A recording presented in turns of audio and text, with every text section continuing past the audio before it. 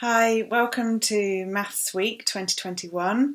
I'm Dr. Katie Russell from OVO Energy, and thanks very much to the Royal Statistical Society for asking me to share a few thoughts on video for you today. In fact, I did my PhD in Maths and Mathematical Physics at Heriot University in Edinburgh, so perhaps I was studying not too far from where some of you are watching from today. And then for the last 12 years I've been working in the utilities industry. I don't think it was called data science back then, to be honest, but it is now. And perhaps I should tell you a little bit about my employer and my job, just to give a bit of context into some of the insights I'll share. So yeah, I work for OVO. We were founded 12 years ago, and yeah, that's right. And our mission is to supply cleaner and cheaper energy with great customer service. And we've always also had a technology and data focus, which has really helped enable us. So that was how we set out 12 years ago. But today that's not enough just to offer cleaner energy. We've recognised the climate crisis as the single most important issue of our time. And we believe we've all got a shared responsibility to take action. So we've set out this vision to transform our business, driving progress towards zero carbon living, for us and for all of our customers, as we look ahead to 2030. A bit more context. So we supply domestic customers, so that's households, about 5 million in the UK. And so my energy sector insights, will be mostly on that domestic side. Although, of course, large commercial and industrial energy consumption has got a huge impact as well. But a lot of OVO's ethos is actually that, since we've all got this shared responsibility to take action, it's well worth doing so, because even small changes add up to a big difference. In fact, real briefly, that's actually something I was studying in my PhD. I studied topological solitons with Brent Schreers at Heriot-Watt, and my PhD topic was all about resonant excitations of these topological solitons, and the whole thrust of the thesis was that these particular classes of topological soliton achieved infinitely many resonant excitations in response to giving them a little bit of energy. And so that ethos of OVO, that if everybody makes a small change, it adds up to a big difference, is quite personally relevant for me, because it's something I mathematically proved out for a series of solutions to nonlinear partial differential equations, which are two very different things, but I don't know, the ethos is the same. Anyway, let me go back to talking to you a little bit about then kind of data science, the energy sector, and some of what OVO's doing. What a data director does, what I do, I'm responsible for data science, data platform, product development, and also analytics at OVO Energy. So I've got data scientists either working in product teams where perhaps the data science and the model is really core to the proposition of the team, analysts and engineers and product managers building out a data platform so that real-time data is available to all and insights available to people who need it. I say all, I mean all within the company. And then with regards to perhaps the energy sector more at large, and I'll come back to OVO in particular in a minute, because I want to give you a bit more context. Overall, it probably helps to understand something that I think was a real turning point in 2018, which was the IPCC report. That's the panel on climate change. That outlined a need to reduce global greenhouse gas emissions by 45% by 2030. And that 45% is from their values in 2010. And if we didn't do that, then the planet was never going to have a chance of staying within an overall 1.5 degree centigrade increase in global heating. And I think we've all seen forest fires in Australia, as perhaps a recent example of what happens when the planet gets hotter and hotter. And also part of that IPCC report, as well as a kind of need or a target, was to achieve net zero emissions. So not just the reduction by the 45% from the levels 20 years previously, but actually net zero emissions by 2050. And the UK government agreed to a legally binding target on that basis as well. So then in the energy sector, the realisation is that energy would need to be almost completely decarbonised for us to achieve that. And I mean, actually, there's already been some progress towards at least understanding the problem better, which is always a big part of solving it. So as a sector, we've actually now digitised the mechanisms by which we measure energy consumption. So we've been installing smart meters in customers' homes, and that allows for a much more frequent and accurate measurement of demand.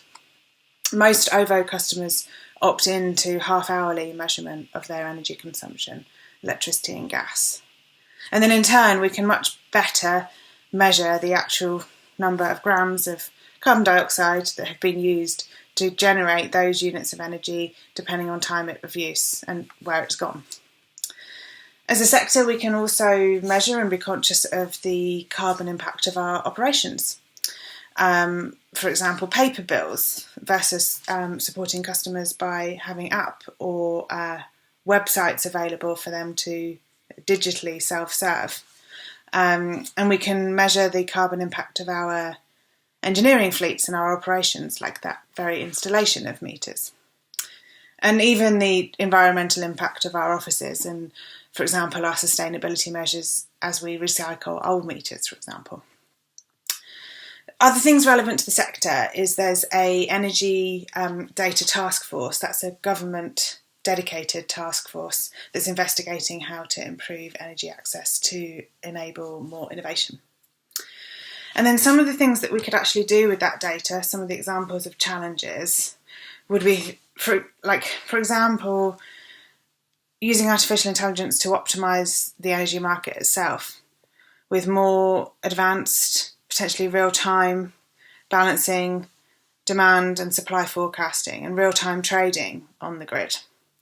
Being able to forecast renewable energy, again, more real-time, so-called, for example, for solar nowcasting, just to help that grid management.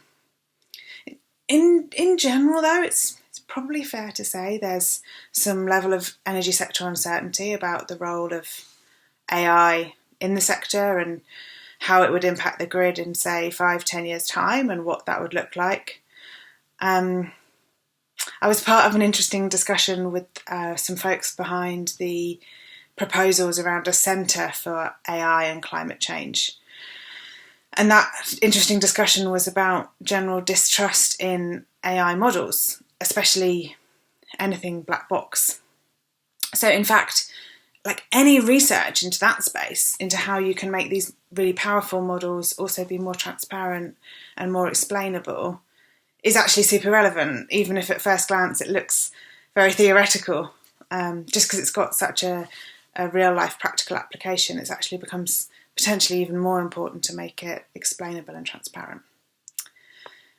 So then on to OVO, and as I mentioned, we've got a belief in a mission to drive progress towards zero carbon living and a commitment to optimise our 5 million customers' homes by 2030 with regards to their kind of carbon impact.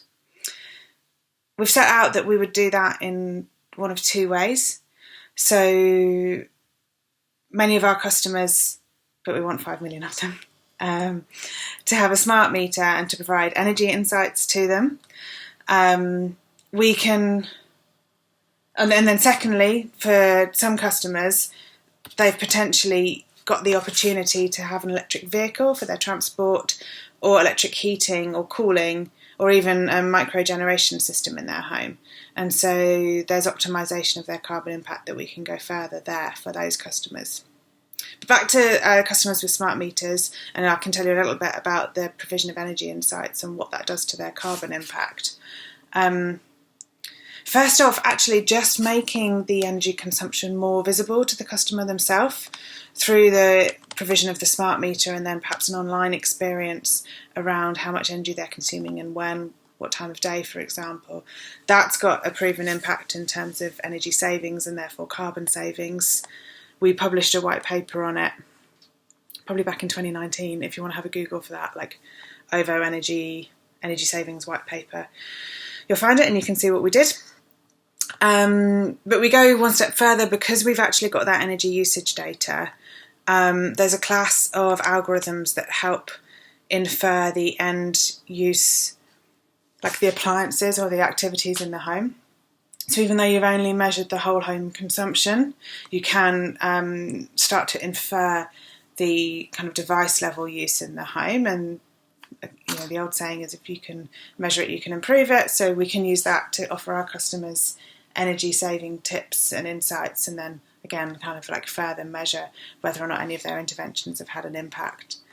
If you wanted to look into those kind of things more, those are called non-intrusive load monitoring algorithms, usually in academia, or energy disaggregation when they're applied in industry.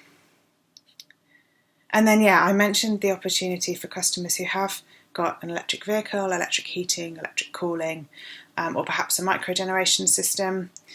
For those customers, we can support the management of energy flows to balance the wider grid, and we can support the sale of electricity back to the grid, like on their behalf, for instance, from that microgeneration system.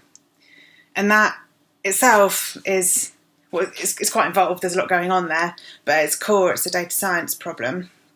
Because to achieve that really flexible and decentralised energy system and actually coordinate and control millions of connected devices, I see it as like one massive optimisation problem with a really large set of constraints.